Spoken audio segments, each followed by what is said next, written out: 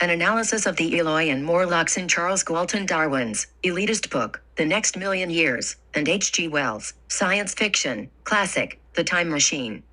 The parallels that can be drawn between the Eloi and the Morlocks, in H.G. Wells' The Time Machine and The Next Million Years by Charles Galton Darwin, in light of the two-tier technocracy. Comprising the Jesuitically led Church of Rome and the Hermetic social Darwinist oligarchy, contrasted with some elements of the Book of Revelation. If we take the etymology of the word Eloi, presumably deriving from the title Elohim, to have been chosen by the technocracy, to indicate the dominion of the church. The word Morlock, presumably deriving from the proper name Moloch, a ruling demon of the Old Testament. That can be equated with paganism and the doctrine of devils, as referring to the cabal of Hermetic social Darwinists. Within the technocratic network, we may conjecture how they may be intending to divide the spoils. Maher-shalal-hash-baz, grand password of the Knights of Malta, trans. Divide the spoils, the penultimate degree of the York Rite in representing the traditional church in contradistinction to the ne plus ultra degree of Knight Templar. Representing the Gnostic tradition of the Jesuitically led, modern church in association with the Hermetic social Darwinist mercantile class. Which is the equivalent of the 30 degrees of the ancient and accepted rite of Freemasonry, whose latter 2 degrees feature probably the first example of institutionalized parallelism.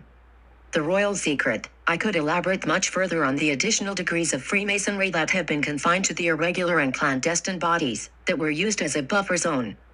To create a plausible deniability between regular Freemasonry and the nascent intelligence community of the time. If indeed the earth is to be divided between these two parties, with the traditional church holding dominion over the surface and the smart cities.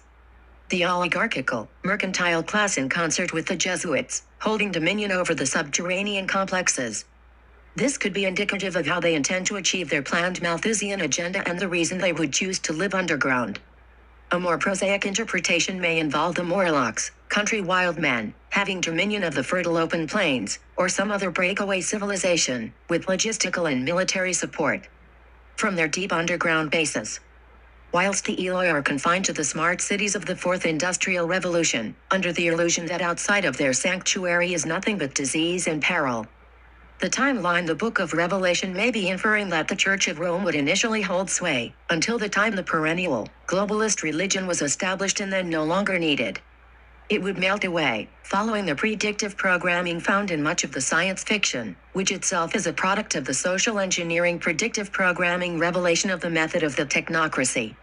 The work of Philip K. Dick, whose material was largely drawn from the Silicon Valley crowd, makes a projection of the future, see-do android stream of electric sheep.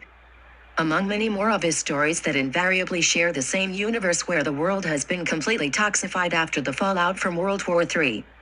The upper echelons of the caste system have been afforded the privilege of living in the more salubrious luxuries of the off-world colonies. Substitute this for the deep underground or the countryside, run by the multinational, corporate, mercantile class.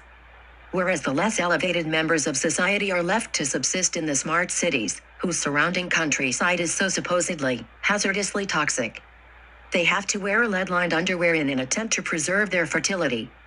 Even among this caste there is a lower substratum, who having irrevocably succumbed to genetic damage from the environment, are termed specials and are only afforded the most menial of occupations. See also E. M. Forster, The Machine Stops. John Christopher. The Tripods trilogy features a projection of Elon Musk's Neuralink. The Eloi-like population has been ushered into a neo-feudal, pre-industrial serfdom while the tripods get their pick of the crop of the population, following a ritual of the annual games. Who are then transported to their cities of gold and lead which very much resemble the Morlock encampments.